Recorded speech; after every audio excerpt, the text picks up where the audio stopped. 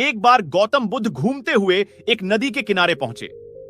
वहां उन्होंने देखा कि एक मछुआरा जाल बिछाता और उसमें मछलियां फंसने पर उन्हें किनारे रख दोबारा जाल डाल देता।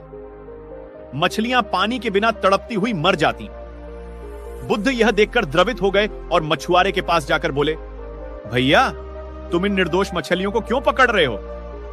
मछुआरा बुद्ध की ओर देखकर बोला, महाराज, मैं इन्हें पकड़कर बाजार में बेचूंगा और धन कमाऊंगा। बुद्ध बोले, तुम मुझसे इनके दाम ले लो और इन मछलियों को छोड़ दो।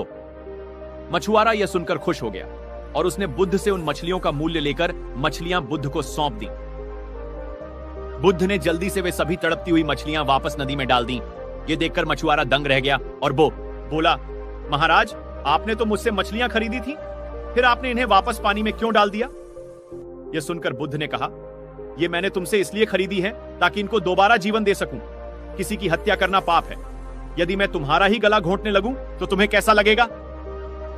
यह सुनकर मछुआरा हैरानी से बुद्ध की ओर देखने लगा।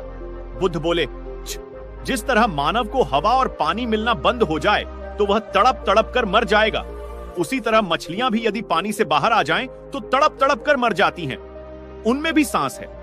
उनको तड़पते देखकर तुम कठोर कैसे रह सकते हो?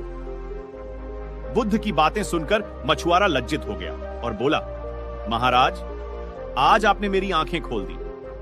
अभी तक मुझे यह काम उचित लगता था, पर अब लगता है कि इससे भी अच्छे काम करके मैं अपनी आजीविका चला सकता हूं।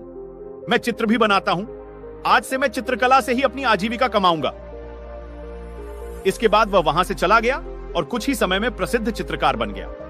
दोस्तों, महात्मा बुद्ध कहते हैं, दूसरों का बुरा न करें। अपनी प्राण रक्षा के लिए भी जानबूझकर किसी प्राणी का वध न करें। जहां मन हिंसा से मुड़ता है, वहां दुख अवश्य ही शांत हो जाता है। और बुद्ध कहते हैं, हमें अपने जीवन में हमेशा सत्य मार्ग पर चलना चाहिए। कभी किसी का बुरा नहीं करना चाहिए। हमें अपने कर्मों का फल अवश्य मिलता है।